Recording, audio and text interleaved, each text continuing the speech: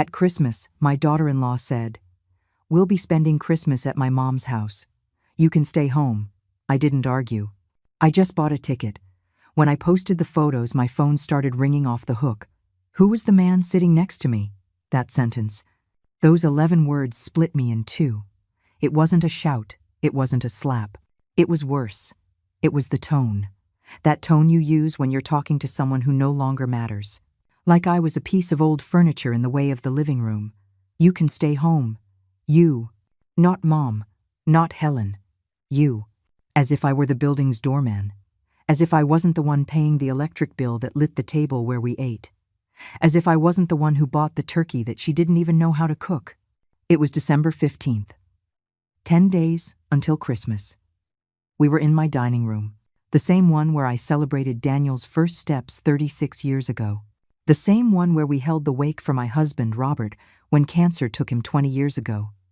The ivory-colored walls still held the echo of laughter that no longer existed. Jessica let the words fall while cutting a piece of chicken. She didn't even look up from her plate. Her straight hair fell perfectly on her shoulders. Her impeccable manicure shined under the crystal chandelier I inherited from my mother. Everything about her screamed control, planned perfection. And my son, my Daniel, he was sitting next to her, his eyes glued to the embroidered tablecloth. The same tablecloth I had stitched, point by point, over months when he was 5 years old. I waited. I waited for him to say something, to lift his head, to defend me. Nothing. The silence grew thick as fog. I could hear the ticking of the wall clock Robert gave me on our 10th anniversary. Every second was a hammer blow against my chest. Daniel? My voice came out weaker than I would have liked. He cleared his throat. He kept staring at his plate. "It's just that, Mom. Jessica's family really insisted and we want to have a quiet Christmas. As a family, you know." Jessica interrupted him, this time looking at me. Her brown eyes, which everyone said were so pretty, pierced me with a cold, uncomplicated chill.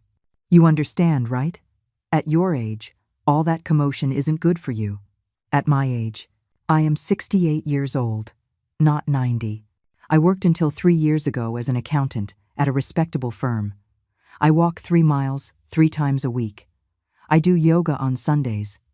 But to her, I was already a disposable old woman. I got up from the table. My hands were shaking, but I wasn't going to cry in front of her. I wouldn't give her that satisfaction. "Enjoy your meal," I said, and went up to my room. My room, in my own 3-story house in Pasadena. The house I bought with the sweat of 40 years of working non-stop after Robert died. The house I painted, remodeled, filled with memories. The house that now felt like a prison where I was the intruder. I sat on the bed and looked out the window. The neighborhood Christmas lights twinkled like fallen stars. Every house told a story. Families gathered, hugs, warmth, and me. I was alone in the middle of the crowd, living under my roof. Then something strange happened. I didn't cry. I didn't scream. I didn't sink into the self-pity I had wallowed in for the last 3 years. Every time Jessica humiliated me with her cutting remarks, her looks of disdain, her way of erasing me from my own life, this time, something inside me just clicked. I opened my laptop. My fingers moved on their own over the keyboard. I searched for flights. I searched for hotels. I searched for an escape. And at 11 o'clock at night on December 15th, I bought a plane ticket to Santa Fe for $1,200. I didn't tell anyone. I didn't ask for permission. For the first time in 3 years, I made a decision just for me. But what I didn't know that night, as I saved the confirmation email, was that this decision wouldn't just change my Christmas, it would change my entire life. And when that photo went viral 9 days later, when my phone started ringing off the hook, when Daniel shouted on the other end of the line demanding explanations, nothing would ever be the same. Because the man sitting next to me in that photograph, that man with a calm smile and eyes full of life, would bring more than just companionship. He would bring the truth. If this story resonates with your heart, stay until the end. Subscribe to the channel to keep hearing stories of women who decided not to stay silent. Because sometimes, liberation begins with a plane ticket. I closed the laptop. I took a deep breath. And for the first time in a very, very long time, I smiled. The war was just beginning. But this time, I would choose the battlefield. 3 years. 3 years living under my roof. And I had become invisible in my own home. How did I get here? At what point did I allow my life to become this? I go back to February of 2021. Daniel arrived with 2 suitcases and a look of defeat that broke my soul. "Mom, we lost the apartment." He didn't need to explain. The pandemic had hit hard. His graphic design business had collapsed. The clients disappeared. The debts grew. And the bank doesn't forgive. "It's just temporary," Jessica said that first day, walking into my house wearing Gucci sunglasses and dragging 4 Louis Vuitton suitcases. 6 months, max, while we get back on our feet. I opened the doors of my home. What else could I do? He was my son, my only son. The first 2 months were tolerable. Jessica complained about everything. The mattress was too hard. The water took too long to get hot. The Wi-Fi signal was slow, but she stayed in her space. Daniel worked on his laptop from the dining room. I cooked for all 3 of them. We were a family, trying to survive. But then something changed. The 3rd month, Jessica came downstairs one morning with a decorating magazine in her hand. "Helen, can we talk?" I was no longer Mrs. Helen. I was no longer Mom, just Helen, as if we were roommates. This sideboard, she pointed to the solid mahogany piece my grandmother had brought from New Orleans in 1952, the oldest piece in the family, the heart of my dining room. It just doesn't go with the modern vibe of the house.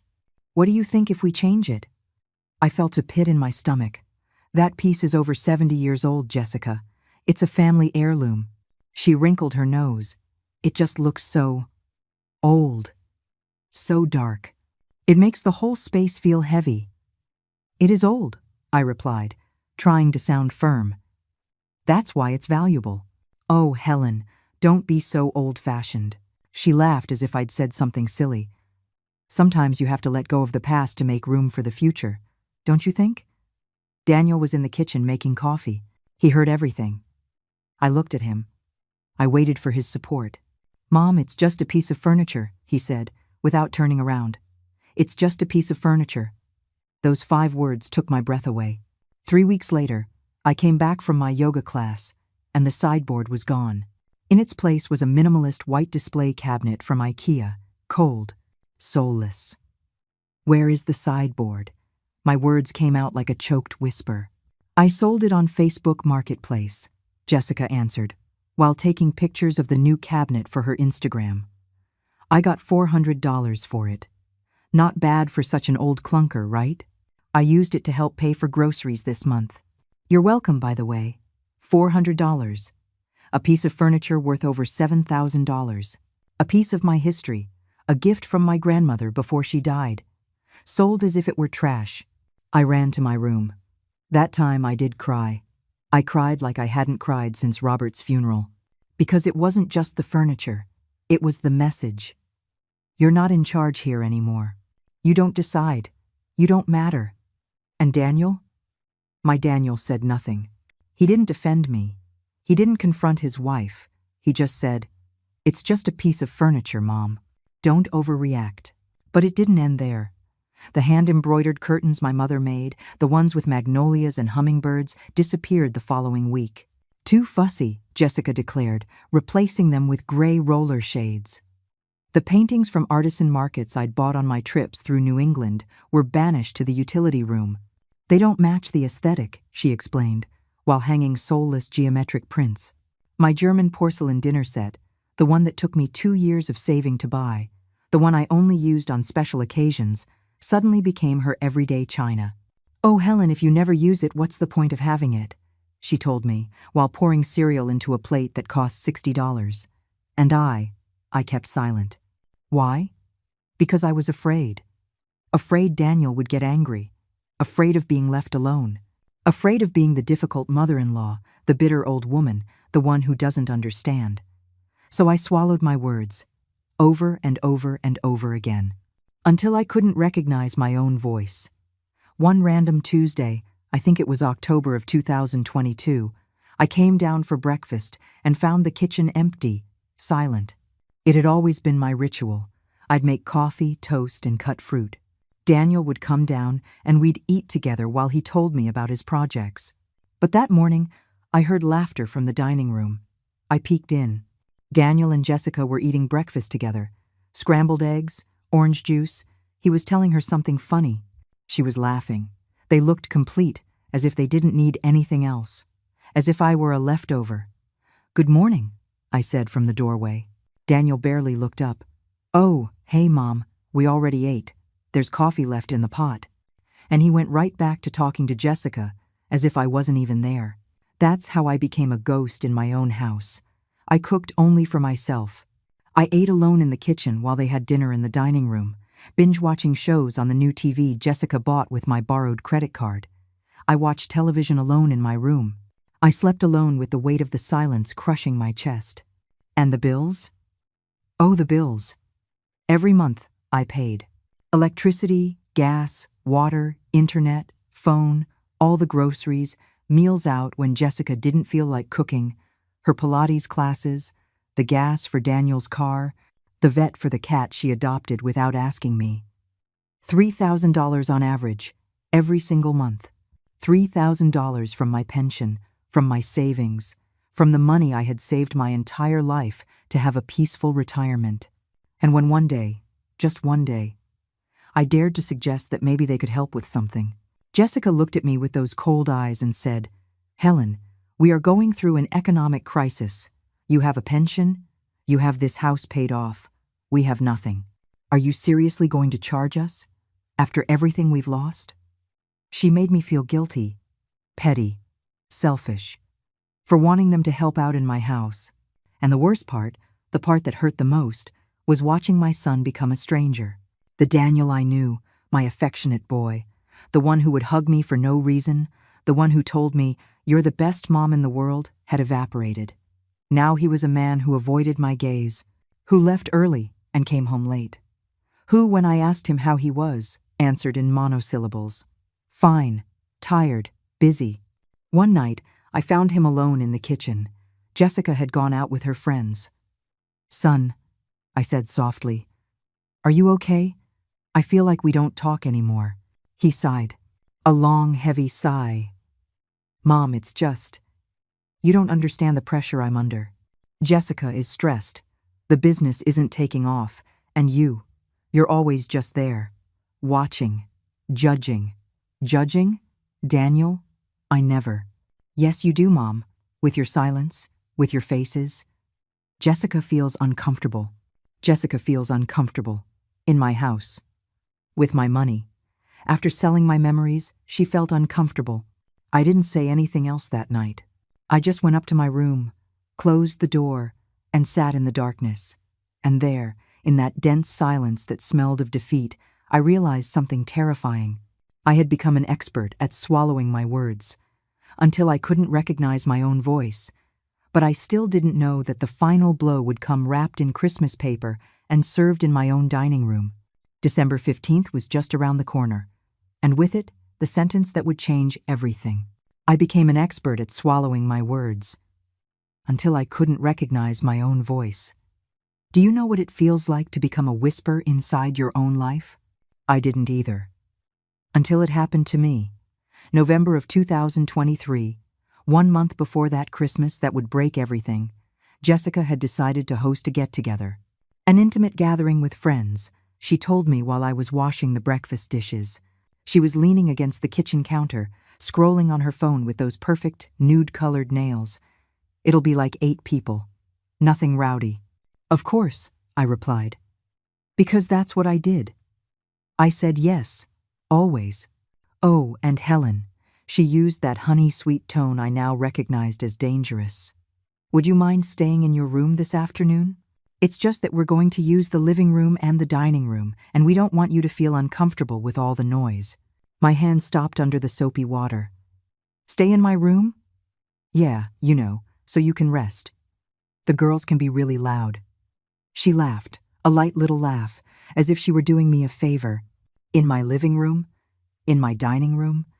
In my house? And I was supposed to hide in my room like a grounded teenager. "Jessica, Thanks, Helen. I knew you'd understand.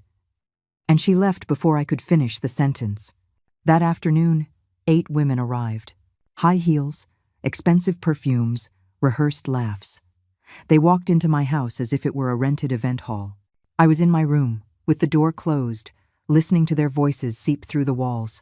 Your house is gorgeous, Jess. Jess, that's what they called her, as if she were the owner. Yes, we've done several renovations. I have a good eye for design. Jessica's voice floated, proud. We've done renovations. I have a good eye. Nothing about my mother-in-law's house. Nothing about we were lucky she took us in. To her, to her friends, to the world, this was her house. And I was the invisible tenant who paid the bills. I came downstairs 2 hours later, when I heard them leaving. The living room was a disaster. Half-finished wine glasses on my marble coffee table, the one I bought on a trip to Savannah 15 years ago. There was a red stain on the Persian rug, crumbs of cheese and crackers everywhere. And then I saw something that froze my blood. On the floor, next to the sofa, were pieces of porcelain. My German china, 3 broken plates, shattered. I picked them up with trembling hands. Every piece was a dagger. Those plates had cost me $60 each. I had cared for them for years as if they were jewels. Jessica appeared with a trash bag. Oh yeah, I forgot to tell you. Stacy tripped and dropped a few plates. So clumsy. She shrugged. But, oh well. They're just plates, right? They're just plates. It's just a piece of furniture. It's just decoration. It's just. Jessica, that dinner set was. It was old, Helen. You can't even get that pattern anymore. Besides, they already had chips. She started collecting glasses. You should buy something more modern, more practical. Chips.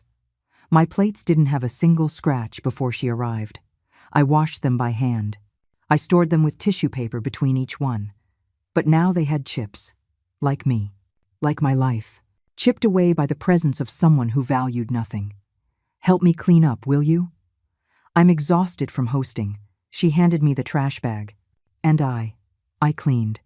I picked up the wreckage of my china. I cleaned the wine stains. I straightened the furniture. I washed the glasses, as if I were the housekeeper in my own home. Daniel got home late that night. He found Jessica in bed, watching TikToks. How was your party, honey? Amazing. Your friends are the best. He smiled. He lay down next to her. He didn't come downstairs to say hello to me. He didn't ask how my day had been. I was in the kitchen, eating dinner alone. Again. A piece of toast and some chamomile tea. The silence of that house screamed louder than any insult. The following days were a blur of the same. Jessica redecorating. Jessica buying things with my borrowed money. Jessica complaining about the cold, the heat, the food, the street noise, the way I walked that made the stairs creak. And me, swallowing it all. Every word I wanted to scream. Every complaint that died in my throat. Until the Virgin Mary episode. I had a figure of the Virgin Mary at the entryway. My mother brought it back from a pilgrimage when I was 10. It's not big, it's not fancy, but to me, it was everything. Every time I left the house, I would touch her mantle and ask for protection. One day, I came back from the grocery store, and the statue was gone. Where is the figure from the entryway? I asked Jessica. She was painting her nails in the dining room. She didn't even look up. Oh yeah, I put it in a box in the utility room. It was all dusty and kind of ugly. It cheapened the entry. Ugly. My Virgin Mary was ugly. Something inside me fractured.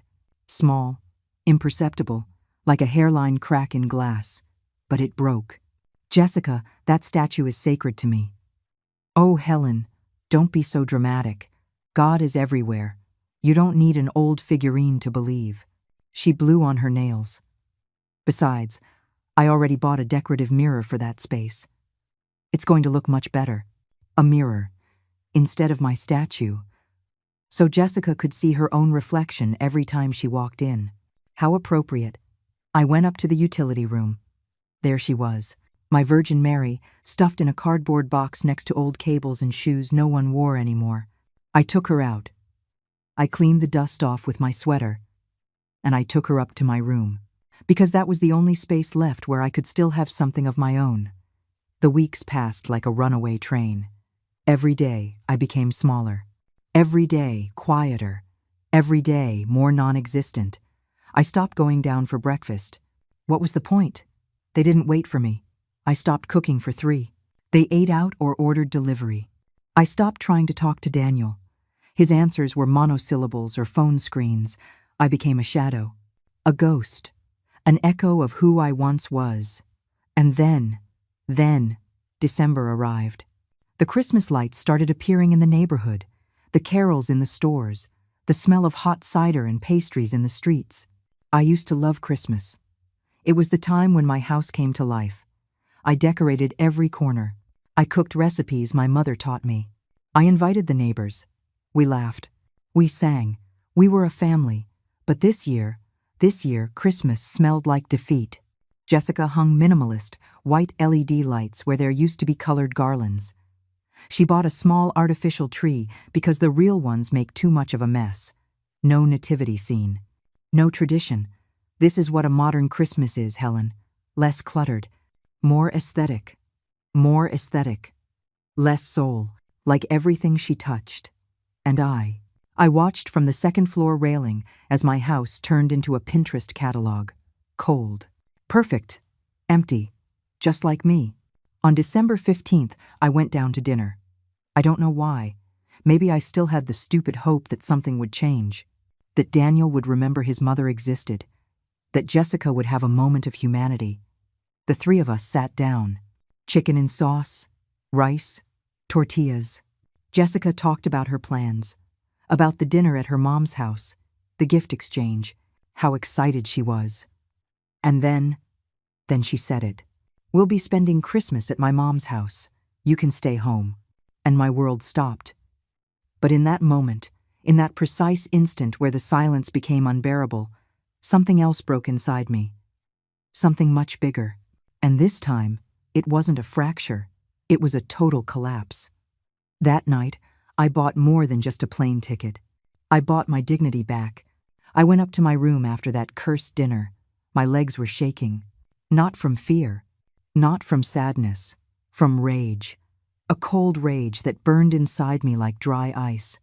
I sat in front of my laptop. The screen lit up my face in the darkness. I could hear laughter downstairs. The TV was on. Daniel and Jessica enjoying their night as if nothing had happened, as if they hadn't just shattered me. I opened the browser. My fingers flew over the keyboard. Flights from Los Angeles, Albuquerque, December 24th. Several options appeared. I analyzed prices, times, layovers. My brain was working with a strange clarity, as if it had been waiting for this moment for years without knowing it. $1,200. Round trip, departing December 24th at 7 in the morning, returning December 28th. 4 days away from this house. 4 days away from the situation. 4 days to breathe. My finger hovered over the purchase button. What if I was wrong? What if this made things worse? What if Daniel got angry? What if? No. Enough what ifs. Enough living in fear of upsetting others while they trampled me without remorse. Click. Purchase confirmed. My heart was beating so hard I could feel the pulse in my temples. I took a deep breath. 1, 2, 3 times. Then I did something I had never done. I opened my online banking. I wanted to see. I needed to see in cold numbers what I already knew in my heart. Account statements. January 2021 to December 2023. I started adding it all up. Every electricity payment, every grocery bill, every dinner out, every loan that was never repaid, every one of Jessica's whims charged to my card. My hands shook as I wrote in a notebook. Electricity, $7,200 in 3 years. Gas, $1,800. Water, $3,500. Internet and cable, $3,600. Groceries, $3,000. Gasoline, $11,000. Eating out, $9,000. Their medical copays, $4,000. Jessica's clothes and whims, $5,000. I stopped. I checked the figures twice. 3 times. It couldn't be. I added it up again. $87,100. $87,100. In 3 years. That was more than my annual salary when I was working. That was half of my life savings. That was the money I had saved for emergencies, for trips I never took, for a peaceful old age, and I had given it away. Given it to a son who no longer spoke to me, and a woman who treated me like a burden. I felt nauseous. I got up. I walked to the bathroom. I splashed cold water on my face. When I looked in the mirror, I barely recognized myself. Who was this woman with the tired eyes? When had I aged so much? When had I let them extinguish my light? No more, I whispered to my reflection. No more. I went back to the computer. Now I was acting with surgical precision. I opened a new folder. Evidence. Screenshot of the bank statement. Save. Photo of the utility bills. Save. Proof of bank transfers. Save. Photos of the sideboard before Jessica sold it. Thank God I had them on my old phone. Save. WhatsApp messages where Jessica asked to borrow money. Save. I didn't know why I was gathering all this. I just knew I needed it. Like a soldier preparing her arsenal before battle. Then I dialed a number I had saved for months. 3 rings. Hello? Carol? It's Helen. Oh my goodness, Helen. What a miracle. How are you? Carol. My friend from college. The only friend I hadn't pushed aside when I married Robert. The one who visited me every week when he died. The one who always told me, Helen, you are golden. Don't you forget it. And I had forgotten. My voice broke. Carol, I need to get out of here. Silence on the other end. Then, what happened? And there, in the darkness of my room, I told her everything. The words spilled out like a bursting river. 3 years of silence, vomited up in 20 minutes. The sideboard, the plates, the Virgin Mary statue, the Christmas, Jessica, my son, my house that was no longer mine. Carol didn't interrupt. She just listened. And when I finished, when I had no words left, she said, Come to Santa Fe. Spend Christmas with me. I already bought the ticket. You serious? She laughed, a warm laugh that reminded me who I was before I became a ghost. Oh, Helen, I knew you were still in there. You just needed to wake up. I'm scared, Carol. Of what? That if I leave, I'll lose Daniel forever? Another pause. Then, with that wisdom, only the years can give, Helen. Do you really have him right now? That question shot through me like a bullet. No, I didn't have him. I hadn't had my son for months, maybe years. What I had was a stranger who wore his name in his face, but no longer had his heart. Come, Carol repeated, and bring pretty clothes. We're going to remind you who you are. We hung up after 2 a.m. I lay down but couldn't sleep. A movie was projecting in my mind. My life for the last 3 years. Every humiliation, every swallowed silence, every piece of myself I had given away, hoping for. What? Love? Gratitude? Respect? None of it came. Only more humiliation, more silence, more absence. At 6 a.m, I got up. I went down to the kitchen, made coffee, and got a piece of paper and a pen. I wrote, I'll be away for Christmas. Have a good holiday. Short, direct, no explanations, because I didn't owe them explanations anymore. I left the note on the dining room table next to the coffee pot. Then I went upstairs and started to pack. I pulled the suitcase from the closet, the blue one Robert had given me for our 15th anniversary. So you can travel the world, my love, he had said. I never used it. Now I would. I folded my clothes with care. Not the old clothes I wore around the house. Not the worn-out sweatpants or the formless blouses. I pulled from the back of the closet the dresses I hadn't worn since before they arrived. The wine-colored one, the navy blue one, the floral one Robert loved. They still fit maybe a little tight, but they fit. I packed my good shoes, my arpege perfume that I only used on special occasions, the pearl necklace my mother gave me. I was packing myself the Helen that existed before the silence. I closed the suitcase. It was 10 in the morning on December 16th, 8 days until Christmas. Daniel and Jessica were still asleep. As usual, they woke up late on weekends. I brought my suitcase downstairs in silence. I hid it in the utility room. For the next few days, I acted normal. I cooked, I cleaned, I said hello. But inside, something had changed. It no longer hurt when Jessica talked about her Christmas plans. I no longer waited for Daniel to include me in his conversations. Because I had plans too, and they weren't invited. On the night of December 23rd, Jessica and Daniel finished packing to go to her mother's house. "Do you need anything before we go, Helen?" Jessica asked with that fake sweetness. "No, I'll be fine. There's food in the fridge. Not much, but there's something," she smiled. "We'll see you on the 26th. Daniel didn't even say goodbye. He just loaded the bags into the car. I watched them leave from my bedroom window, and when the car's taillights disappeared around the corner, I smiled. For the first time in 3 years, I truly smiled. I set my alarm for 5:30 in the morning. Tomorrow, my new life began. Though I still didn't know that the man I was about to meet wouldn't just change my Christmas, he would change everything. In Los Angeles, a 68-year-old woman got on the plane. The woman who got off was no longer the same. 5:30 in the morning, December 24th. The alarm went off in the darkness. I shut it off before the second ring. My heart was beating like a war drum. I got up in silence, even though there was no one in the house. The ghosts of 3 years of humiliation still made me walk on tiptoe. I showered, hot water that washed away more than just skin. It washed away years of shrinking, of making myself small, of disappearing. I chose the terracotta-colored dress I had packed. I put it on in front of the mirror.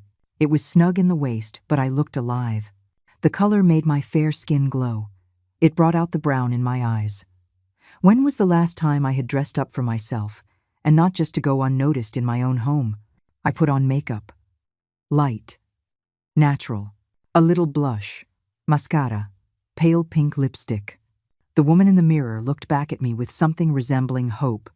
6:15 in the morning. I went downstairs with my suitcase. The house was submerged in that silence I knew so well. But now, it wasn't suffocating. Now, it was the promise of freedom. I called an Uber. It arrived at 6:40.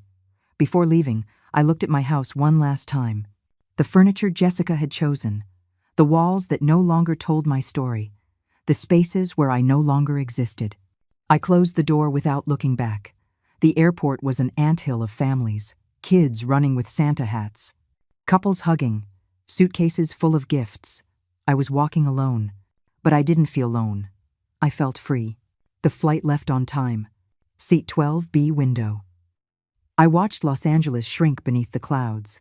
That city where I was born, where I had married, where I was widowed, where I had raised my son, where I had lost my voice.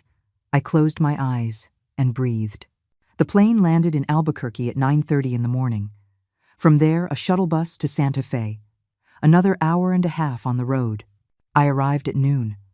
Santa Fe welcomed me with its impossible blue sky, cobblestone streets, adobe houses painted yellow, orange, and desert rose. The smell of cinnamon and coffee floated in the air. Guitar music drifted from a hidden cafe. It was like entering another world. Carol was waiting for me at the entrance to her house, a small 2-story house with purple bougainvillea spilling from the terrace. When she saw me, she ran to me. "Helen." We hugged.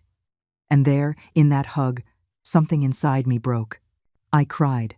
I cried like I hadn't cried in 3 years. I cried for the sold sideboard, the broken plates, the hidden statue, the stolen Christmases, my lost voice. I cried it all out. Carol held me. She didn't say, "Don't cry." She didn't say, "It will be okay." She just held me. And that was enough. Afterward, when I had no tears left, she took me inside. "Come on." I made up the room with the best view. "And I have a plan for tonight." "A plan?" "It's Christmas Eve, Helen. Did you think I was going to let you sit here alone eating leftovers?" She took me to my room. Peach-colored walls, a bed with a hand-embroidered quilt, windows that opened onto a garden full of flowers, Rest. Take a bath. Be ready to go at 7 o'clock in the evening. Go? Go where? She smiled with that mischievous glint I'd known since we were 20. It's a surprise. I took another bath. Not because I needed to. For pleasure. Hot water, lavender soap. Time for myself. Without rush, without guilt, without fear of someone knocking on the door demanding something. I put on the navy blue dress. The one Robert used to say made me look elegant. Carol appeared with a box. Here. I bought you this. I opened the box. Inside was a cream-colored silk shawl with gold threads. Carol. No buts.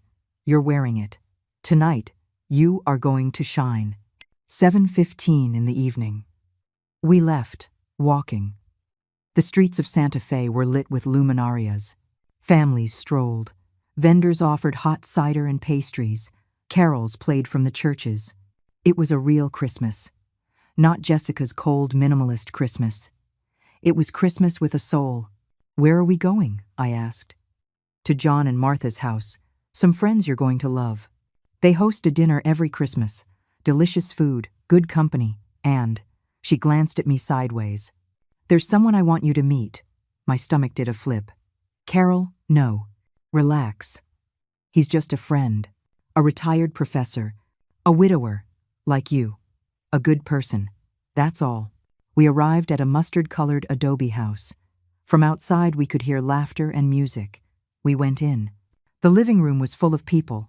15, maybe 20, various ages. Some young, others older, like us. Everyone with a glass in their hand. Everyone smiling, really smiling. Carol, a woman with white hair and joyful eyes, approached. You're just in time. And you must be Helen. I'm Martha. She's my best friend, Helen. Welcome, dear. There are no strangers here. Only family we haven't met yet. She introduced me to everyone. Names I forgot instantly from nerves, but kind faces, warm hands, genuine hugs. And then I saw him. On the terrace, looking at the city lights, was a man, tall, silver-gray hair combed back, black-rimmed glasses, a wine-colored sweater, a relaxed but elegant posture. Carol pushed me gently. Come, I'll introduce you. We walked toward the terrace. He turned when he heard us. And when our eyes met, it wasn't love at first sight. I'm not 15. It was something deeper.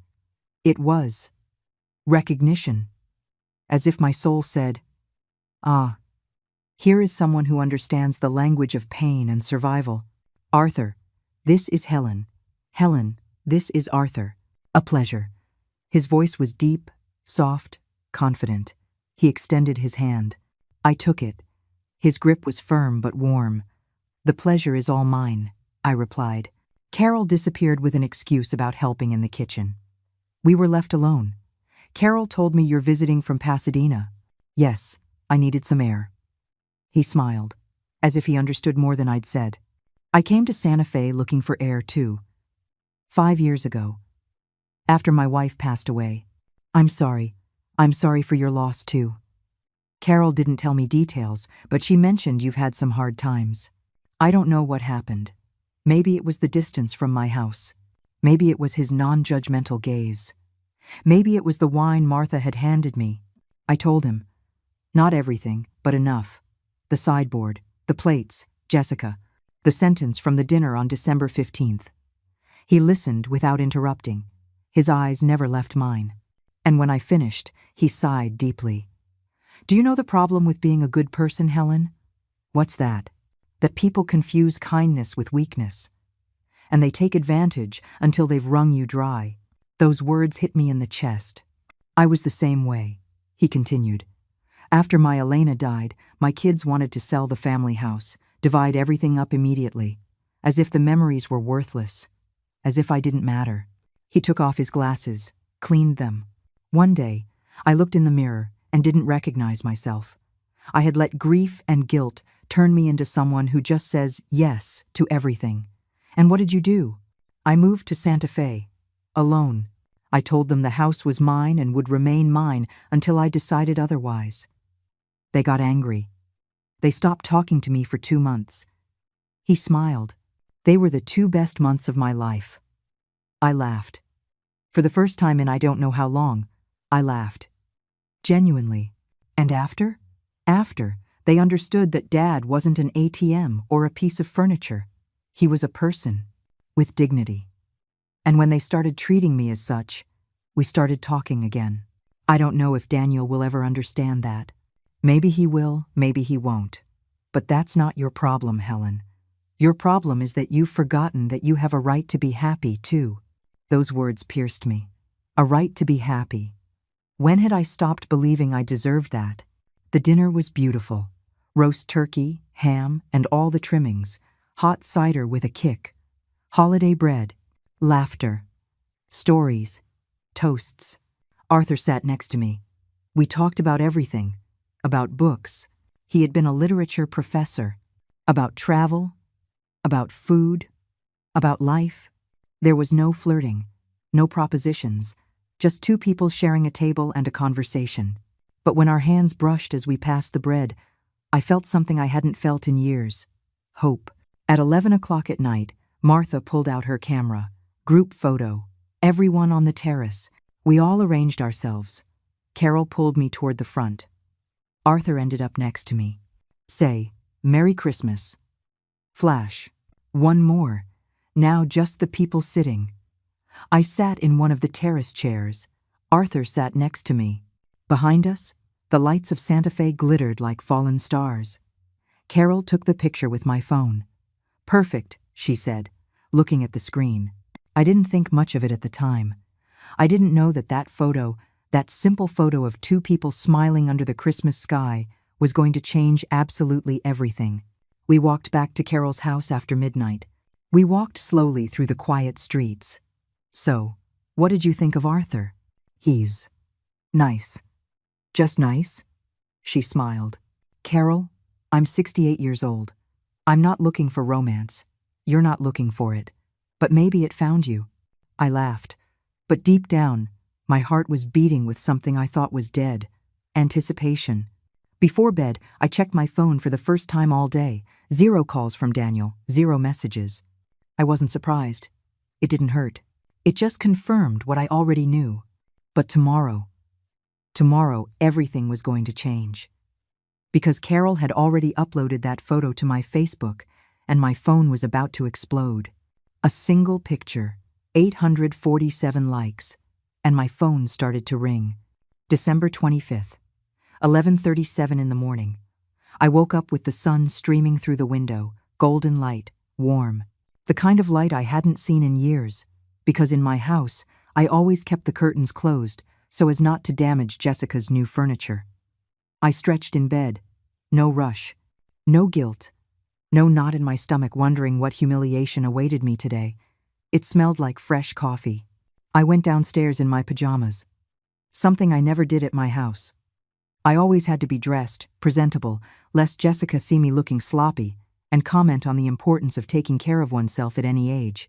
Carol was in the kitchen making huevos rancheros. Good morning, Sleeping Beauty. Good morning. I slept like I haven't slept in years. That's what happens when you sleep without ghosts in your head. She poured me coffee. How did you wake up? Good. Really good, actually. I uploaded the photos from the dinner to Facebook last night. Did you see them? I haven't checked my phone. Oh, Helen, you need to get with the times. People react fast. Look. She pulled out her phone. She showed me my Facebook profile. There it was. The photo from last night. Arthur and me sitting on the terrace. He in his wine-colored sweater and his calm smile. Me in my navy blue dress and the gold shawl. The lights of Santa Fe in the background like a Christmas card. But it wasn't the photo that caught my attention. It was the caption Carol had written. The happiest Christmas in years. Thank you, Arthur, for the wonderful company. My stomach did a flip. Arthur? Carol, why did you write that? Because it's true. You were happy last night, and he had a lot to do with it. She winked. Besides, what's wrong with it? It's just a photo. Just a photo. It read, 847 likes. 156 comments. I started to read. Helen, you look beautiful. Merry Christmas. Mrs. Helen, My goodness, how elegant. And that man? A new boyfriend? Lucy from the corner store. Aunt Helen, you look amazing. You were keeping him a secret, LOL. My niece, Sophia. And more, and more, and more. Most were nice messages. Congratulations. People surprised to see me smiling like that. But then I saw one that chilled my blood. Helen, where are you? Daniel asked us if we knew anything. Call him, my friend Beth. I checked the time of the comment. 9:15 in the morning. 2 hours ago. I grabbed my phone. I had left it on silent since last night. When I unlocked the screen, I almost dropped it. 23 missed calls from Daniel. 17 WhatsApp messages. 5 from Jessica. 3 voicemails. My heart was pounding in my ears. I opened WhatsApp. Daniel's messages started out calm. 7:42 a.m. Mom, where are you? You're not at the house. 8:03 a.m. Mom, please answer. We're worried. 8:31 a.m. Mom, I saw your Facebook. Who is that man? And then they got desperate. 9:12 a.m. Mom, answer. Jessica saw the picture. She is furious. 9:28 a.m. Why are you doing this to us? Why didn't you tell us you were going out with someone? 9:45 a.m. The neighbors are asking. Jessica's family saw the picture. I need you to call me. 10:18 a.m. Mom, this is very irresponsible. You need to explain yourself. Jessica's messages were direct and venomous. 9:35 a.m. Helen, how embarrassing. What will people think?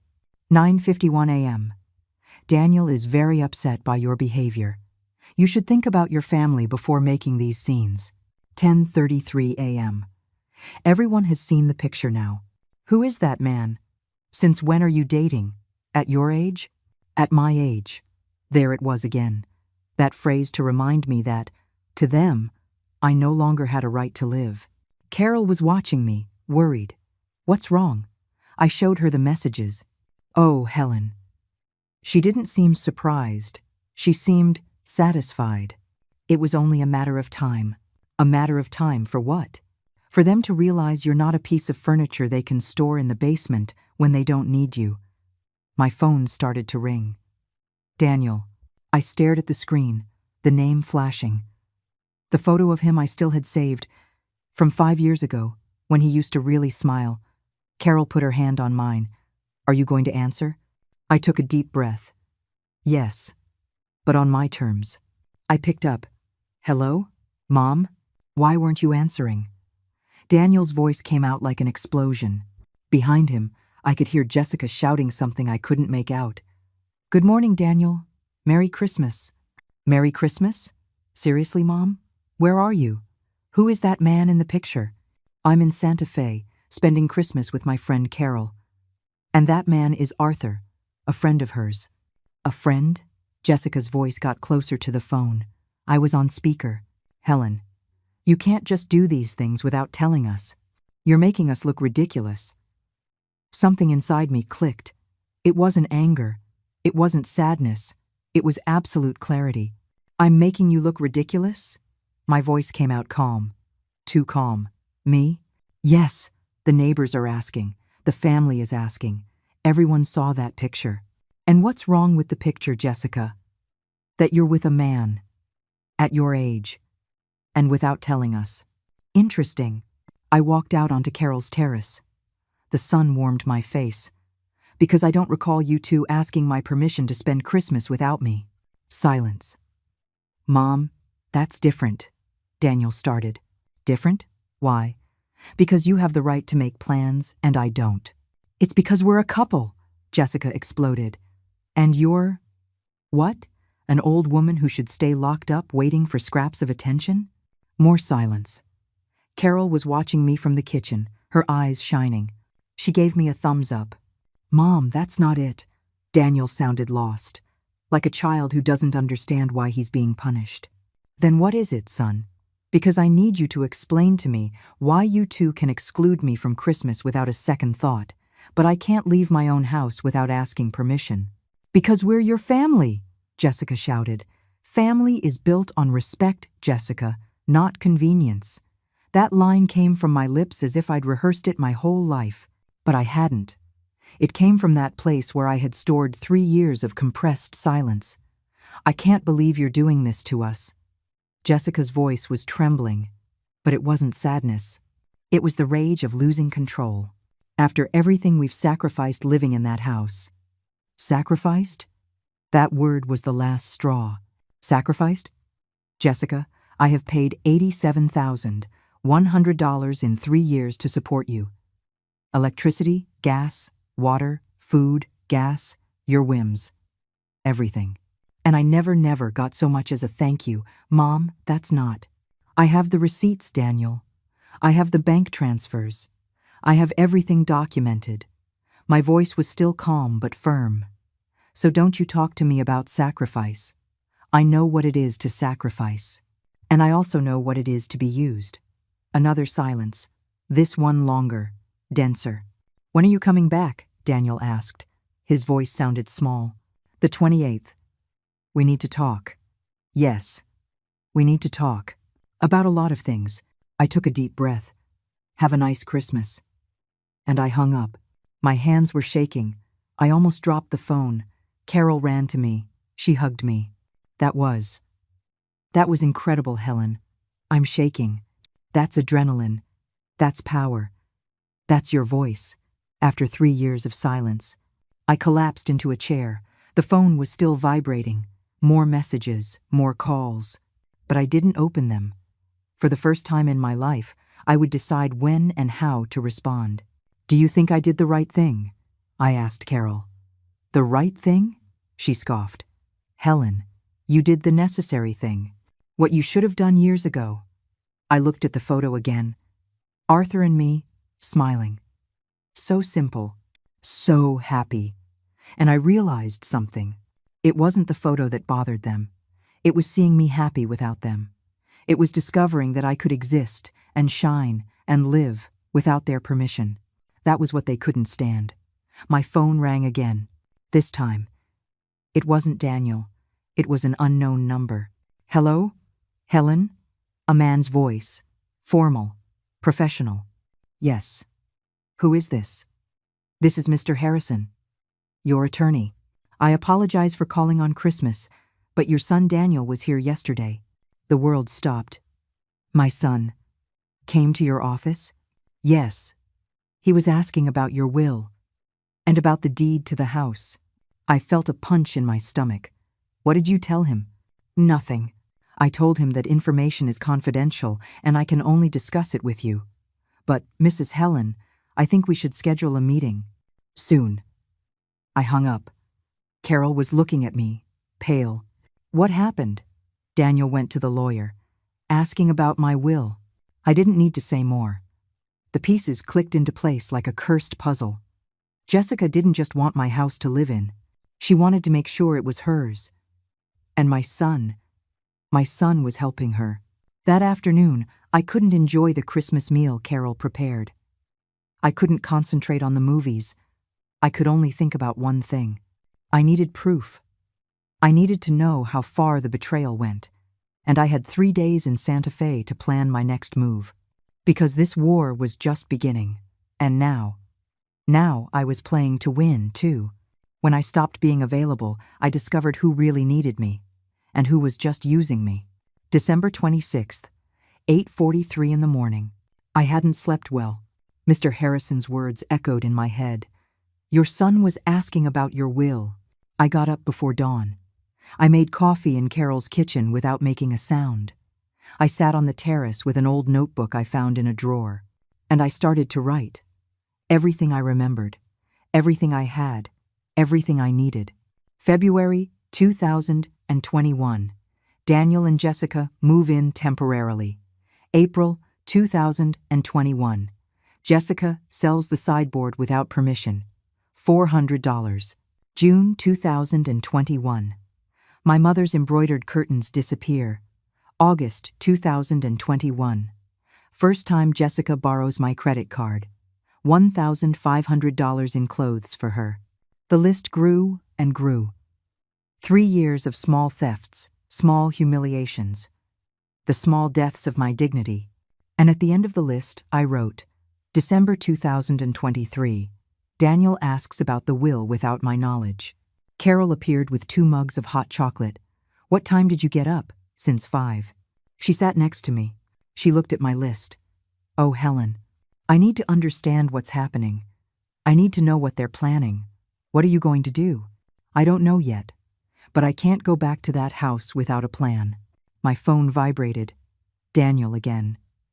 This time, I answered on the 3rd ring. Hello? Mom. His voice was tired, broken. We need to talk. I'm listening. Not on the phone. When you get back, please. There was something in his tone, something different. It wasn't anger. It wasn't demanding. It was fear? Did something happen, Daniel? A long silence, heavy breathing. Jessica is. She's really upset. She says we can't trust you anymore. That the photo was an act of rebellion to humiliate us. Humiliate you? I just spent Christmas with a friend. I know. I told her that. But she says you're changing. That you're becoming selfish. Selfish. For having my own life. For smiling in a picture. For existing without their permission. And what do you think, Daniel? Another silence. I don't know what to think, Mom. I'm confused. Jessica says one thing, you say another, and you what? I just want us to be a family again. Those words pierced me.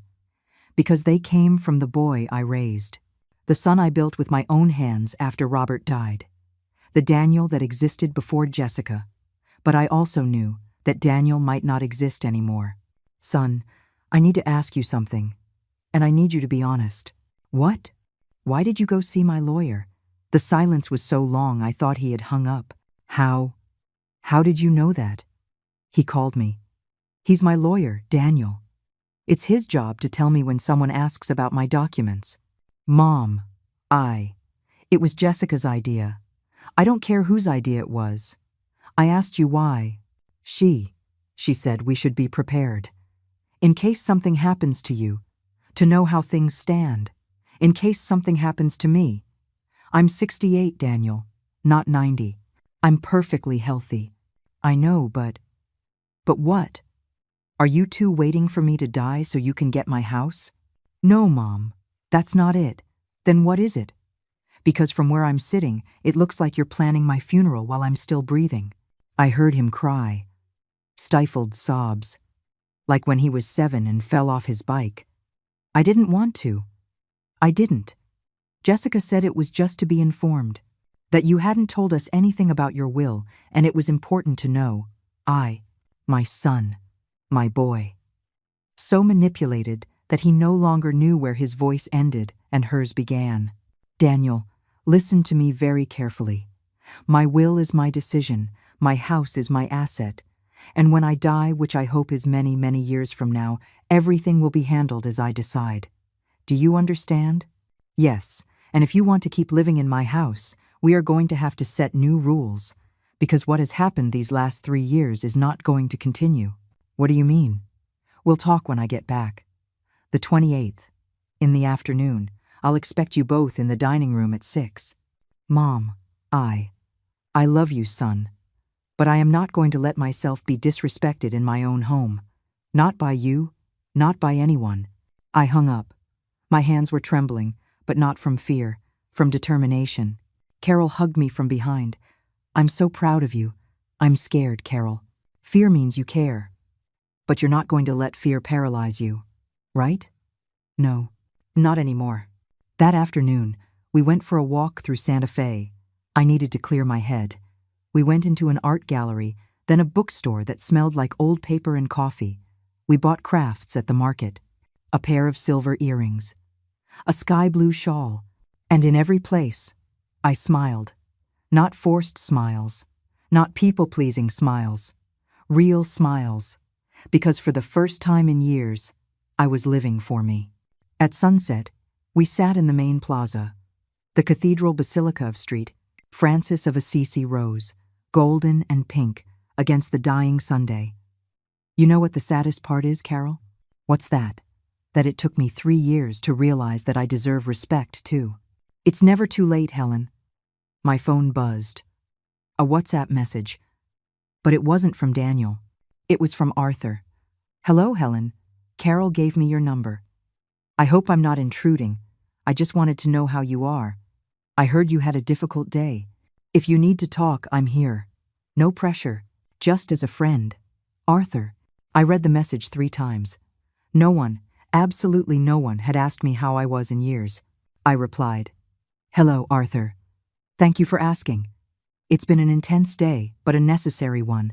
I would like to talk. Do you have time tomorrow? The reply came in seconds. All the time in the world.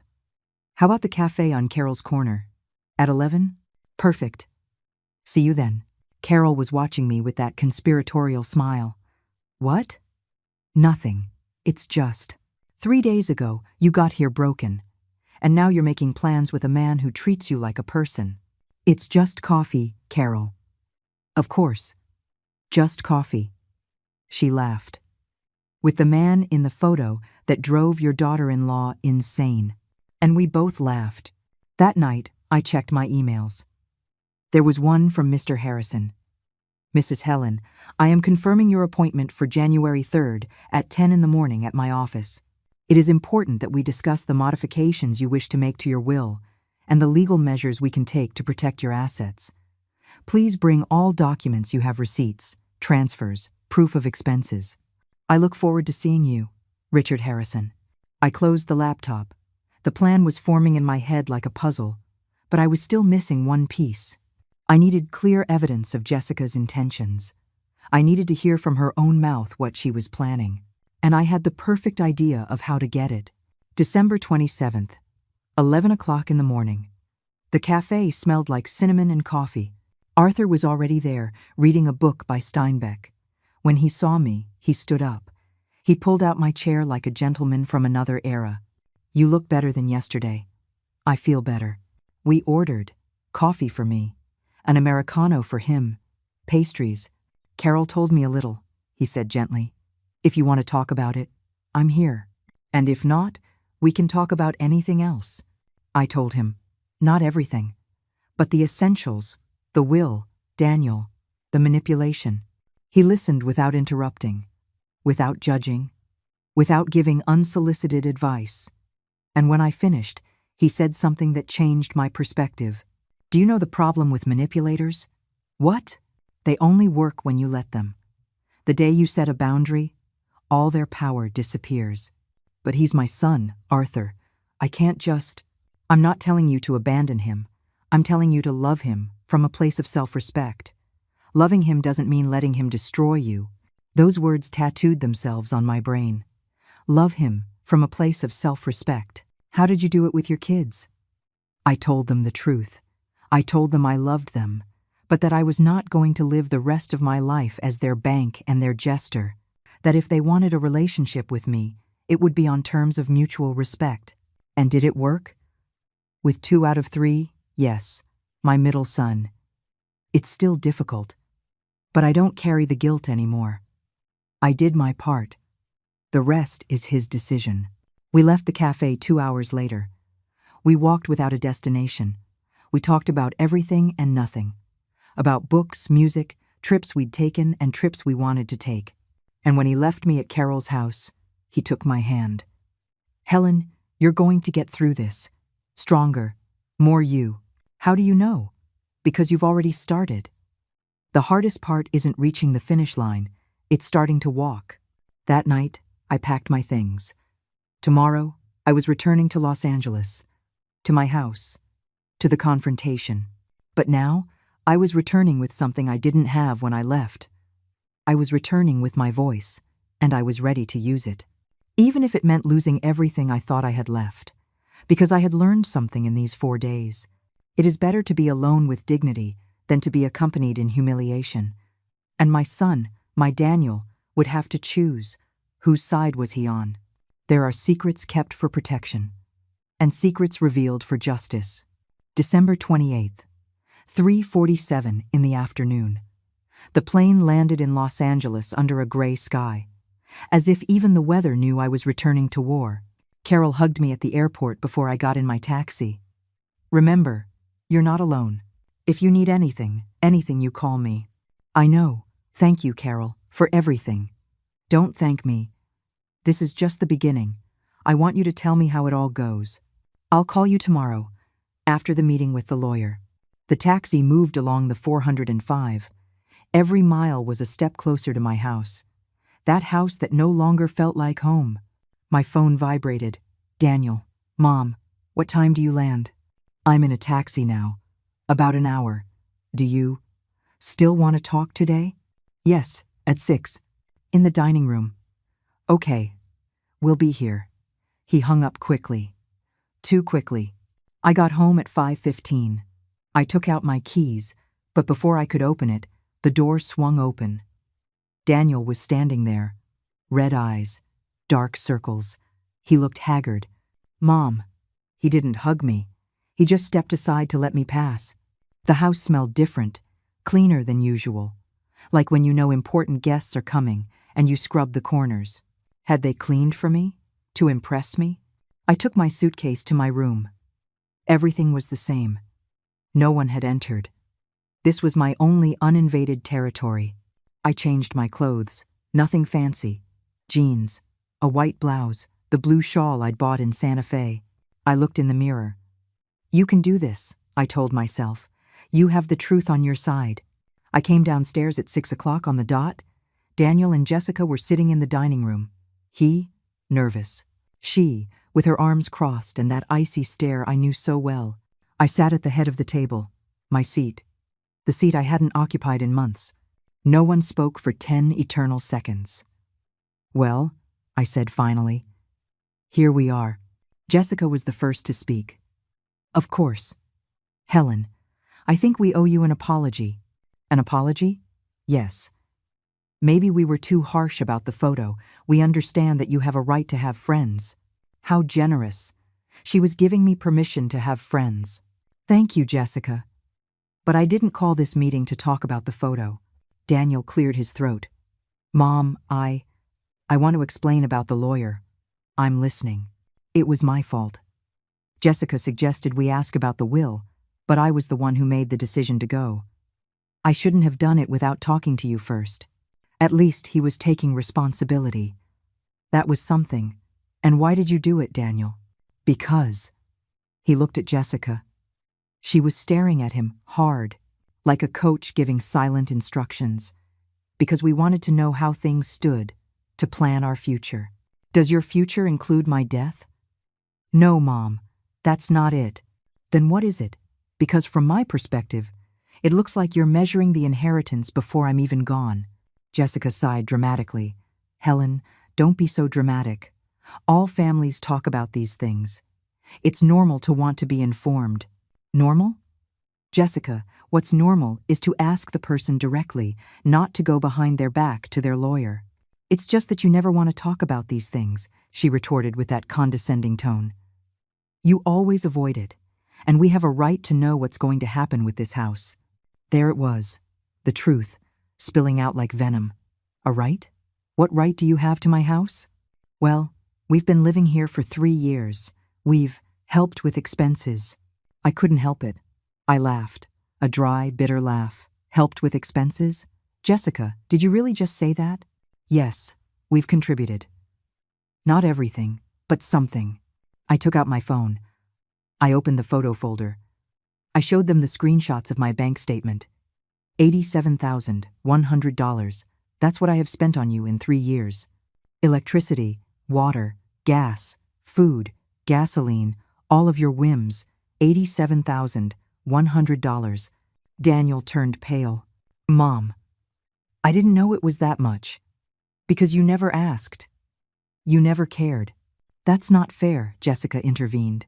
We lost our apartment. We were in a crisis. You're his mother. It was your obligation to help us. My obligation? My obligation was to raise him until he was an adult, and I did that. What happened after was my generosity. Generosity that you two mistook for weakness. Jessica stood up from her chair. I knew it. I knew this trip to Santa Fe was to turn you against us. I'm sure that friend of yours filled your head with ideas. No one filled my head with anything. She just helped me remember that I deserve respect, too. Respect? And what about our respect? You embarrassed us with that photo. Everyone asking who that man was, as if you were some teenager looking for romance. And so what if I was? I'm 68, Jessica. I'm not dead. And I do not need your permission to live my life. Daniel, say something. Jessica yanked his arm. But my son had his head in his hands. Shut up, Jessica. Just shut up. It was the first time in 3 years I had heard him stand up to her. Jessica froze. What did you say? I said, shut up. Mom is right, about everything. He lifted his face. He had tears in his eyes.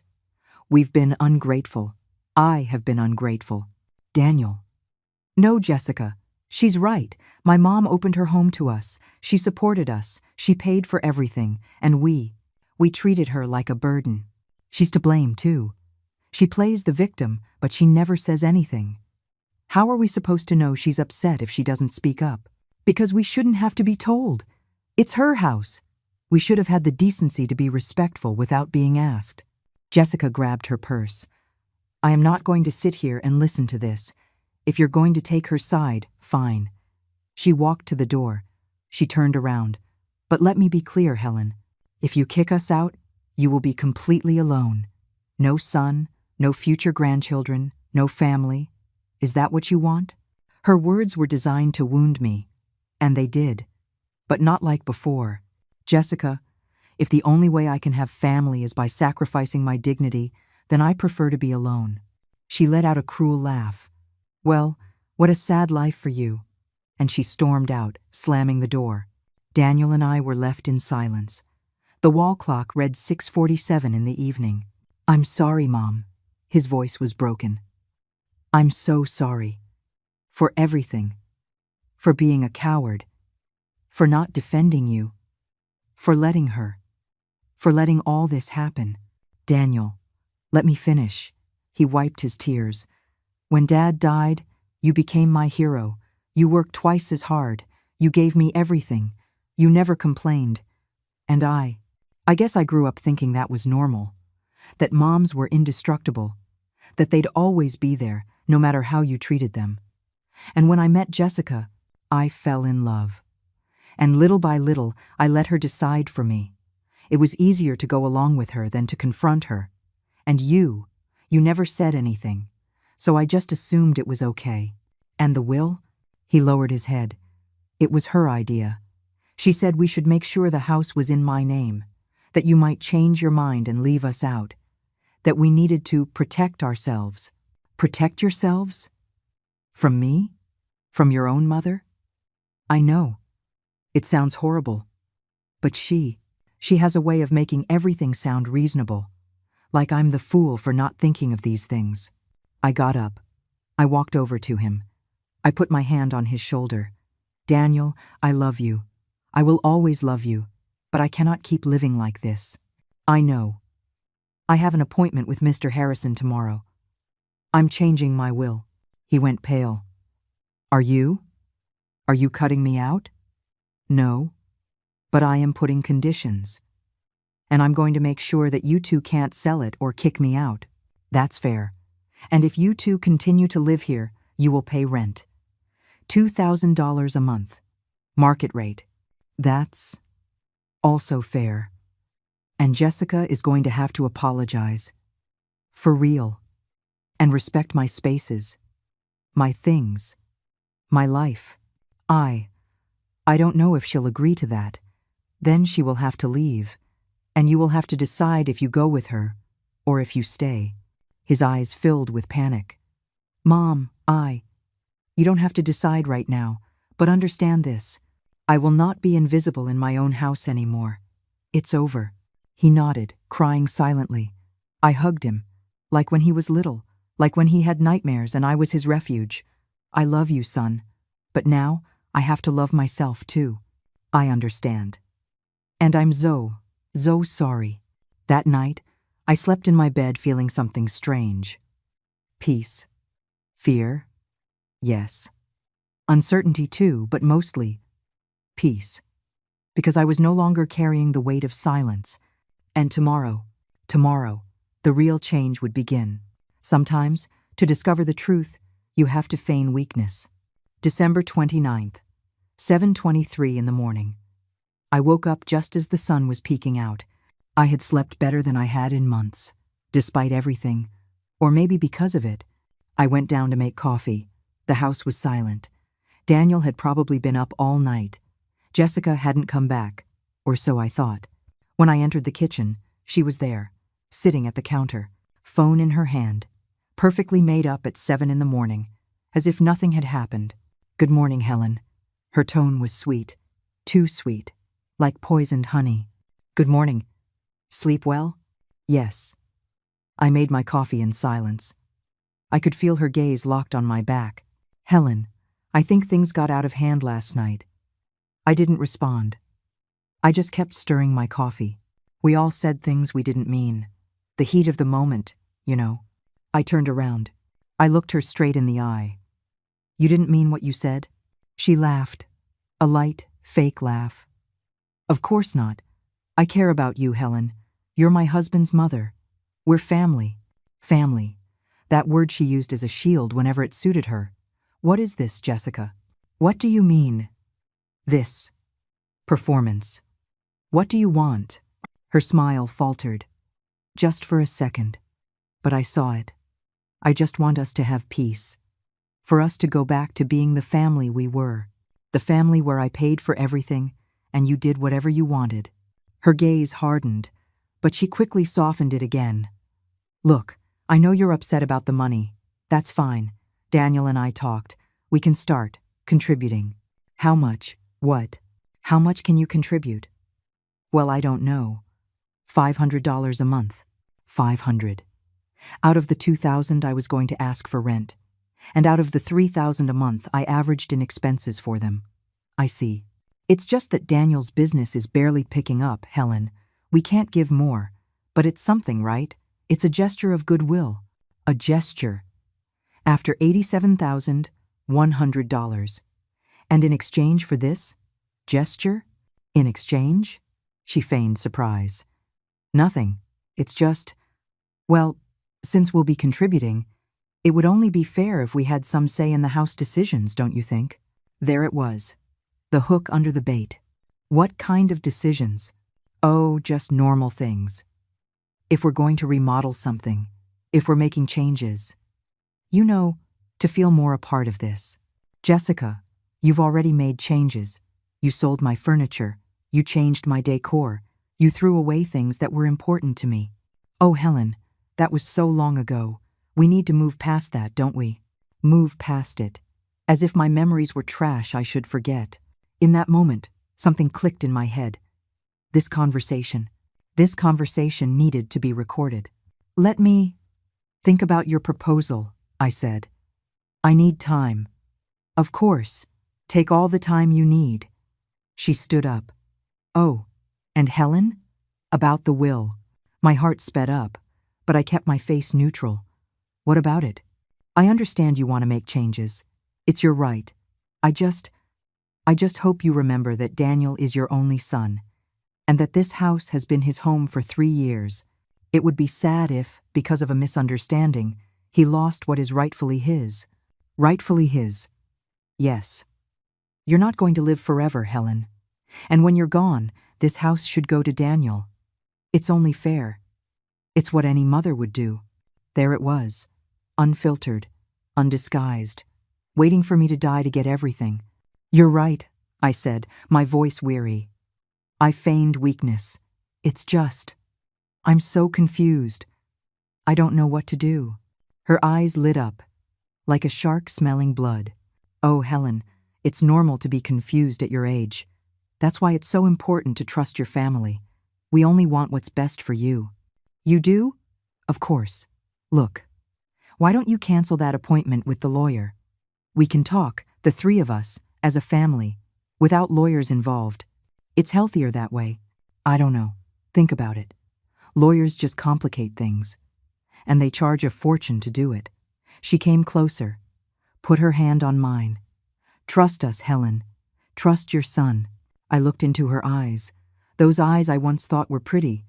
Now all I saw was calculation, manipulation, coldness. Okay, I'll think about it. She smiled, victorious. I knew you'd see reason.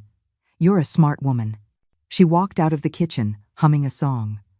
I waited 5 minutes, 10, until I was sure she had gone up to her room. Then I took my phone out of my robe pocket. I had recorded the entire conversation. Every word, every sentence, every veiled threat. You're not going to live forever, Helen. This house should go to Daniel. Cancel that appointment with the lawyer.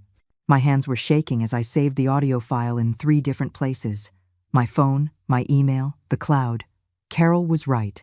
Manipulators only have power when there are no witnesses. I went up to my room. I called Mr. Harrison. Mrs. Helen, good morning. Good morning, Mr. Harrison. I'm confirming my appointment for tomorrow at 10. Excellent. Are you bringing the documents I requested? Yes, and I have something else. A recording. A recording? Of my daughter-in-law, admitting she wants me to cancel the appointment with you and talking about my house as if it's already hers. Silence on the other end. Mrs. Helen.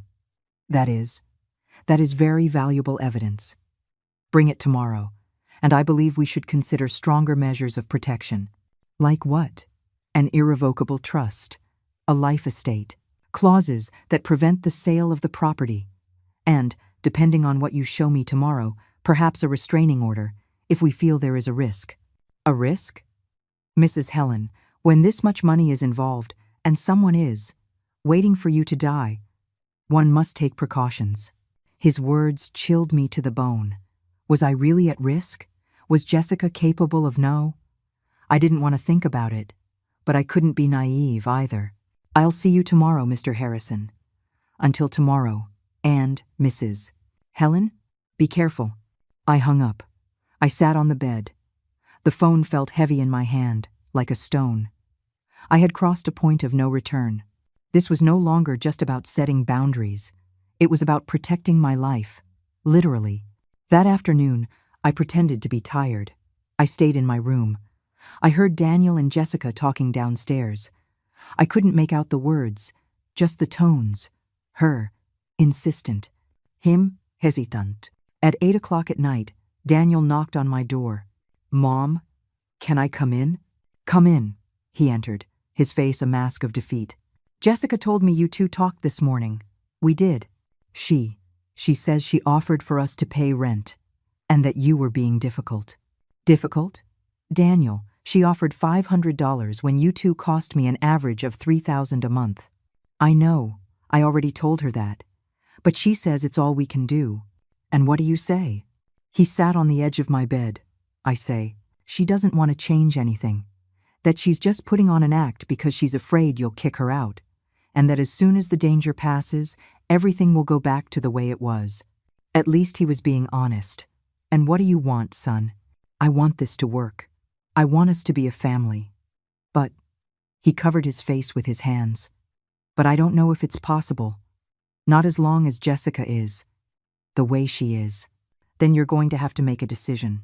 I know. He looked at me, his eyes red. Mom, if you had to choose between your dignity and not being alone, what would you choose? That question hit me in the chest. Because it was the exact question I had been asking myself for 3 years. And now, I had the answer. I would choose my dignity. Because loneliness can be temporary, but losing your soul is forever. He nodded, slowly. That's what I thought you'd say. He stood up, walked to the door. He paused. Mom, whatever happens tomorrow with the lawyer, I'm going to respect your decisions. Even if it means losing the house? Even if it means losing everything? Because I already lost something more important. I lost you, and I want to get you back. He closed the door softly. And I stayed there sitting on my bed crying. But not from sadness, from relief. My son was still in there. Under all the layers of manipulation and fear, he was still there. And tomorrow, we were going to get back what Jessica had stolen from us. Our family, our dignity, our peace. Even if it meant she had to go. Forever. Silence had weakened me. but the truth gave me back my power. January 3rd, 9:47 in the morning. I dressed with care. Black slacks, a white blouse, the gray blazer I used to wear when I worked as an accountant, low, firm-heeled shoes. I combed my hair back, no frills, no distractions. I put on just enough makeup to look awake, alive, in control. The woman in the mirror was no longer the same one who had fled on December 24th. This woman knew who she was, and she knew what she was worth. I went downstairs at 9:15. Daniel was in the living room. Ready? Ready, Mom. Are you sure you want me to come? Yes. You're my son. This involves you. And Jessica? She's coming too. He turned pale. Are you sure? Completely. Jessica appeared on the stairs, a tight-fitting beige dress, high heels, perfect makeup, as if she were going to a business meeting, which, I supposed, for her, it was. Good morning, Helen. Ready for our little family meeting? Her tone was light, almost mocking. She had no idea what was coming. Ready. We left in my car. I drove. Daniel sat in the passenger seat. Jessica sat in the back. The silence was as thick as concrete. Mr. Harrison's office was in Century City, an older, elegant building. 3rd floor. We entered the waiting room. Hardwood floors. Bookshelves filled with legal codes. The smell of coffee and old paper. The secretary smiled at us. Mrs. Helen? The attorney will see you now. Please, go in. We entered his office. Mr. Harrison was in his late 60s, white hair, an impeccable suit, an intelligent gaze behind rimless glasses. He stood up. Mrs. Helen. A pleasure to see you. He shook my hand. Then he looked at Daniel. You must be Daniel. And finally, at Jessica. And you are? Jessica, Daniel's wife. She extended her hand with a dazzling smile. He greeted her with professional courtesy. But I noticed his eyes harden, just slightly. He already knew who she was. Please, sit. We settled in. Me, in the center. Daniel to my right. Jessica to my left. The attorney opened a folder. It was thick, full of documents. Well, Mrs. Helen, I'm glad you all came. This will make things easier. Easier for what? Jessica asked. The sweetness was gone. Her voice had an edge. I'll be direct, said Mr. Harrison. Mrs. Helen came to me a few days ago because she is concerned about her assets, and after reviewing the situation, so am I. Concerned about what? Daniel sounded genuinely confused. Mr. Harrison pulled out a document. This is Mrs. Helen's current will, made 8 years ago after her husband's passing. In it, she states that all her assets pass to her only son, Daniel, upon her death. Daniel nodded. He knew that. The problem is, this will has no protections, which means that upon Mrs. Helen's death, you, Daniel, would be the absolute owner. And since you're married under community property law, the house would also be mine. Jessica finished. Mr. Harrison looked at her steadily. Exactly. And what's the problem? We're husband and wife. It's normal to share assets. The problem, I intervened, is that this house is my asset. I bought it with my work, and I don't want anyone to be able to sell it or do whatever they want with it when I'm gone. But Mom? Daniel looked hurt. I would never sell this house. It's our family home. You wouldn't. But she would. Jessica stiffened. I beg your pardon? I took out my phone. I placed it on the desk. Mr. Harrison, here is the recording I told you about. His eyes lit up. May I? I handed him the phone. He connected the audio to a small speaker. And then, Jessica's voice filled the office. You're not going to live forever, Helen. And when you're gone, this house should go to Daniel. It's only fair. Cancel that appointment with the lawyer. Lawyers just complicate things. Trust us, Helen. Trust your son. The audio ended. Daniel's face was ashen. Jessica? You said that? She jumped to her feet. You recorded me. That's illegal. In California, Mr. Harrison said with icy calm, a person can legally record any conversation they are a part of. It's perfectly admissible. But you took it out of context. What context? My voice was firm. The context where you asked me to cancel my appointment with my lawyer? The context where you talk about my house as if it's already yours? I just wanted us to resolve this as a family. No, Daniel said. His voice was shaking. You wanted to manipulate my mom so she wouldn't protect herself. Daniel, it's true, and I was an idiot for not seeing it sooner. Mr. Harrison held up a hand. I believe it's time to discuss the solutions. He pulled out more documents. Mrs. Helen and I have prepared a new will. Allow me to explain how it will work. He placed the papers on the desk. First, the house will be placed in an irrevocable trust. Mrs. Helen has a life estate. She can live there, rent it, modify it, but she cannot sell it or gift it. Second, upon her passing, the house passes to Daniel. But under the following conditions, it cannot be sold for 10 years. It cannot be mortgaged. And if Daniel decides to rent it, 40% of the profits will go to a foundation for vulnerable senior women.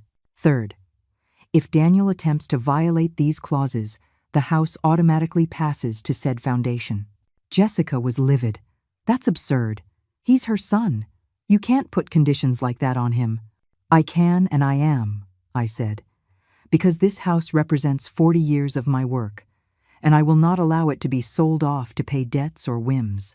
Fourth, the lawyer continued, given that Daniel and Jessica currently live on the property, the following is established. If they wish to continue living there, they will pay a monthly rent of $2,000. $2,000, Jessica shouted. He's her son. You're going to charge your own son rent? It's the market rate for a house of that size in Pasadena, Mr. Harrison replied. In fact, she could charge more. And fifth, I continued, if you do not agree to these conditions, you have 30 days to vacate the house.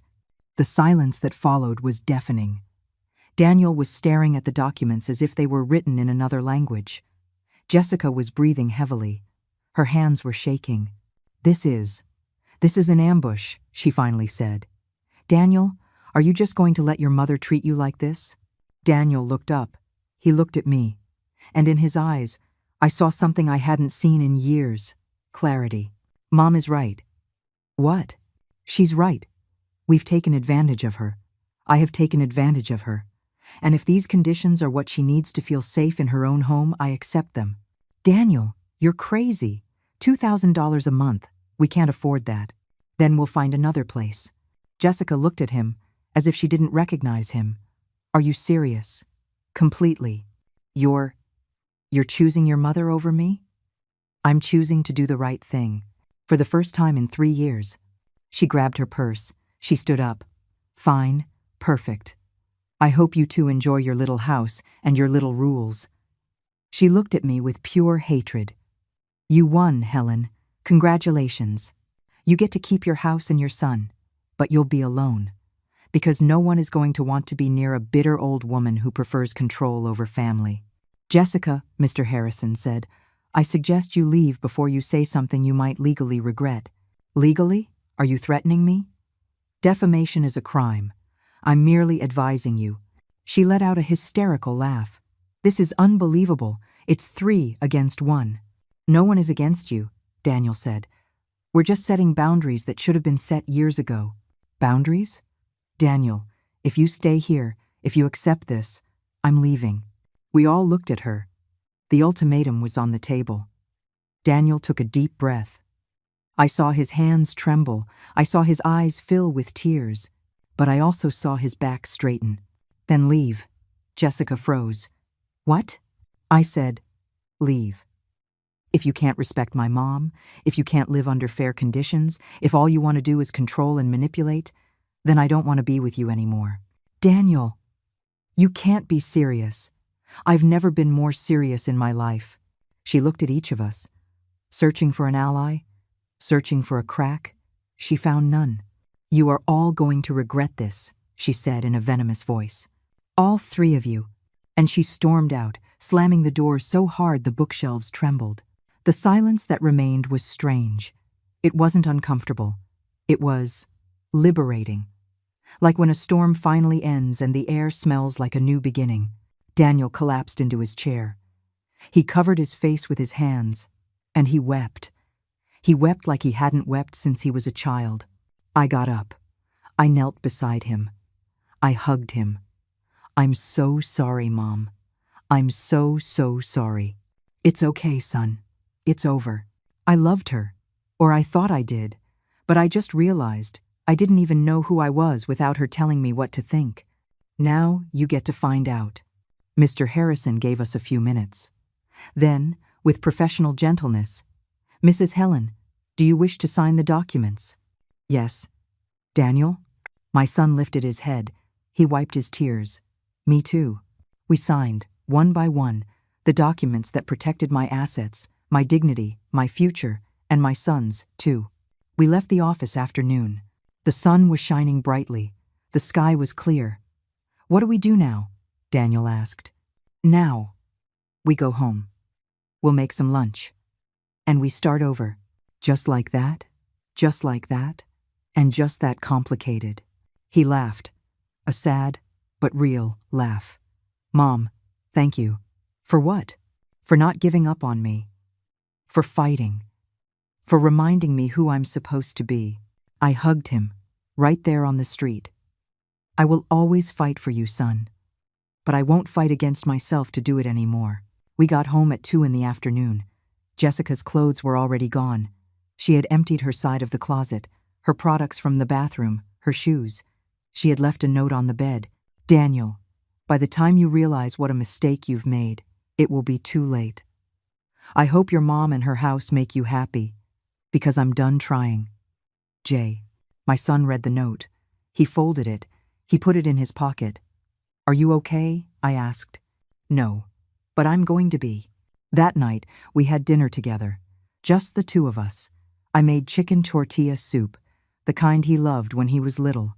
Pastries, hot coffee. We ate in the dining room. We talked. About everything and nothing. About Robert. About how much we missed him. About how he would have handled this situation. About the mistakes, the lessons, the future. And for the first time in 3 years, my house felt like home again. But the story wasn't over. Because Jessica was right about one thing. There would be consequences. And some of them would change everything in ways I never imagined. I learned that it is never too late to choose yourself. February 15th. 2 months later, I woke up to the smell of coffee coming from the kitchen. I smiled before I even opened my eyes. Daniel had started getting up early, making breakfast, seeking me out to talk before his workday started. Small gestures. But they meant everything. I came downstairs in my robe. He was at the stove, making scrambled eggs. Good morning, Mom.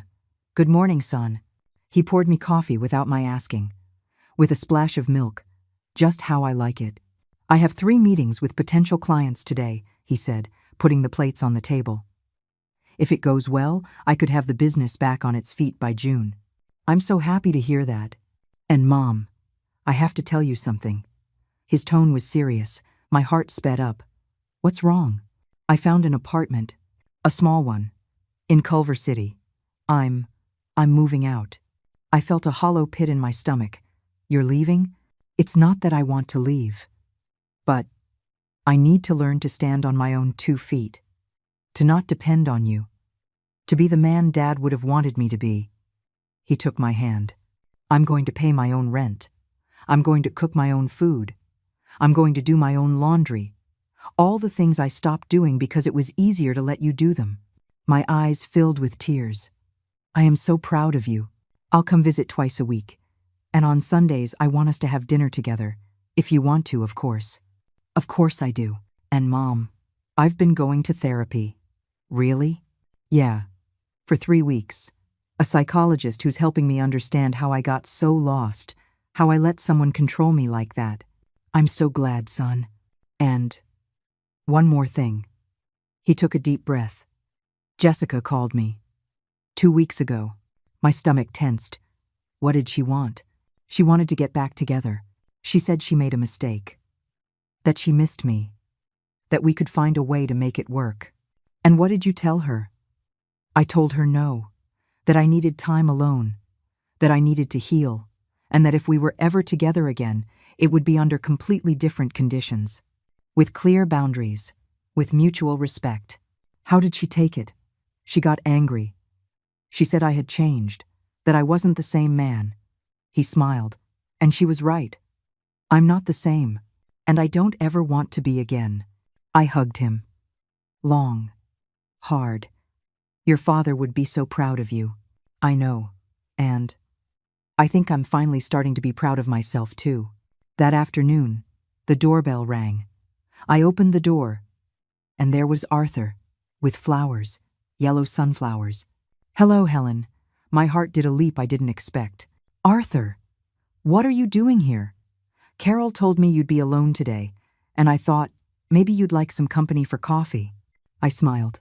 I'd love that. He came in. I made him coffee. We cut slices of the tres leches cake I had made that morning. We sat in the living room. My living room, which was becoming mine again. I had reclaimed the space. Little by little. With patience. I rehung the paintings from New England. I put the family photos back on the shelves. I bought new plants.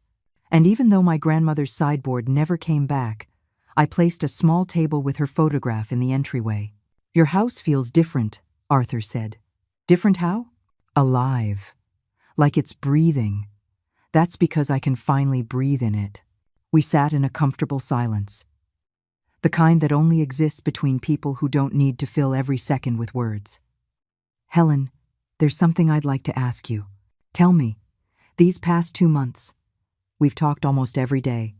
On the phone, by text, and I've enjoyed every single conversation. Me too. I'd like for this to be more than conversations. My heart sped up.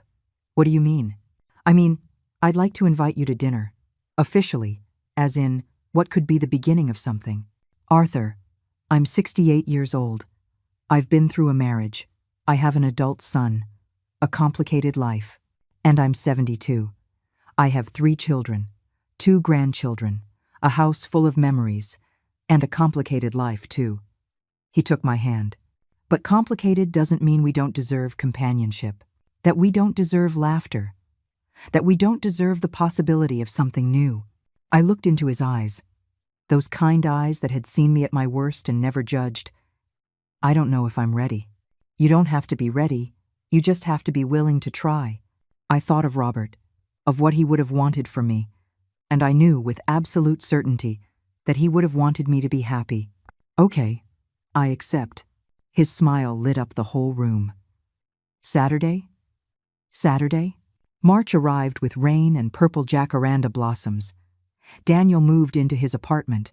I cried the day he left, but they were tears of pride, not loss, because I knew that now he was ready to live his own life, to build his own path.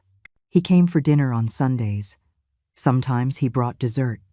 Sometimes I cooked his favorite dishes. We talked, we laughed, we healed, and slowly we recovered what Jessica had broken. Arthur and I started dating, regularly, to the movies, to museums, to walk in Griffith Park, to small restaurants where the food was more important than the picture for Instagram. It wasn't fireworks or teenage drama. It was something better. It was companionship, understanding, respect. It was 2 people who had lived long enough to know that real love isn't perfect. It's patient, it's kind, it's choosing, every day, to be there. One afternoon in April, I was in the garden watering my plants when my phone rang. Unknown number. Hello? Mrs. Helen? Yes, this is she. This is Street Joseph's Hospital. Your name is listed as the emergency contact for a Mrs. Jessica Ruiz. My blood ran cold. What? What happened? Mrs. Ruiz was in a car accident. It's not serious, but she needs someone to come and get her. Her husband, Daniel, isn't answering. Oh, we're not. I stopped. Jessica was alone, hurt, and no one was coming for her. I could hang up. Say it wasn't my problem. It would be fair. It would be understandable. But it wouldn't be who I wanted to be. I'm on my way. I got to the hospital 40 minutes later. I found her in the emergency room. Her arm was in a cast, scrapes on her face, sitting alone in a plastic chair. When she saw me, her eyes went wide. Helen? Hello, Jessica. What? What are you doing here? They called me. I'm your emergency contact. You shouldn't have come. I know. We looked at each other. Two women who had been enemies, who had hurt each other, who had lost so much in the war. How are you? I asked. Fine. Nothing serious. Just a broken bone and a more broken ego. She laughed, humorlessly. You don't have to stay. I already called a friend. Are you sure? Yes. I turned to leave. Helen. I stopped. Yes? I'm sorry. For everything. For how I treated you. For what I did. Her voice broke. You were right. About everything. I just wanted security. And I became a horrible person looking for it. I didn't answer right away. I let her words hang in the air between us. We all make mistakes, Jessica. The difference is whether we learn from them. Did you? I learned not to be silent. I learned that self-love isn't selfishness. I learned that it's okay to set boundaries. She nodded, slowly. Daniel is better off without me. Daniel is better off being himself. With or without you. That's the difference. Do you think he'll ever be able to forgive me? I don't know. But you should start by forgiving yourself. And then, work on being someone who deserves forgiveness. Her friend arrived 15 minutes later. I said goodbye. As I was walking out, Jessica called my name one last time. Helen. Yes, thank you, for coming, even though I didn't deserve it. We all deserve compassion. At least once. I left the hospital feeling something strange. It wasn't joy at her pain. It was peace. Peace from knowing I had chosen to be a better person than the pain that was inflicted on me. December came again. 1 year since that Christmas that changed everything. This time, the house was full. Daniel and his new girlfriend, Andrea, a kind architect who looked at him with genuine respect. Carol, who had come up from Santa Fe. Arthur, of course, 2 neighbors who had always supported me. And me. In my house, my space, my reclaimed home. I made turkey. I made stuffing. I made hot cider with a kick. We laughed. We sang carols. We exchanged small but meaningful gifts. And when we raised our glasses to toast, I looked around the table. These were the people I chose to have in my life. And the ones who chose me. A toast? Arthur proposed. Yes, everyone replied. I stood up, glass in hand. I want to toast to second chances, to learning to say no, to finding your voice after years of silence, to sons who learn to grow, to friends who hold your hand, and to loves that arrive when you least expect them. Everyone raised their glasses. And to remembering, I continued, that it is never, ever too late to choose yourself. Cheers. The glasses clinked. The music played. Laughter filled my house. And there, surrounded by light and love and reclaimed dignity, I understood something profound. The real treasure was never the house. It was getting my soul back. That night, after everyone had gone, I sat on my bed. I took out a photo. The photo from that Christmas in Santa Fe. Arthur and me, smiling. The photo that changed everything. And I smiled. Because that woman in the picture, that woman who dared to buy a plane ticket, who dared to set boundaries, who dared to take her life back, that woman was me. And I was never going to forget her again. Wise. Final reflection. If you're listening to this story and you feel invisible in your own home, let me tell you something I learned along the way. You matter. Your dignity is non-negotiable. Your voice deserves to be heard. And it is never listened to me. It is never too late to take your life back. I was 68 years old when I decided enough was enough. How old are you? It doesn't matter. What matters is this. Today can be your day 1. The day you buy the ticket. The day you set the boundary. The day you say, no more. Because true wealth isn't what you own. It's what you refuse to let anyone take from you. Your peace, your dignity, your right to be happy. Don't give it away. Not ever again. If this story touched your heart, I want to know where you're listening from. Write your city or country in the comments. I would love to know that these stories are reaching every corner of the world where there are women and men who need to remember their worth. Give it a like if this story made you feel something. Share it with someone who needs to hear it. And subscribe to keep hearing stories of people who refuse to stay silent. Because we all deserve a second chance. And we all deserve to be happy. Until the next story, take good care. And remember, your voice matters.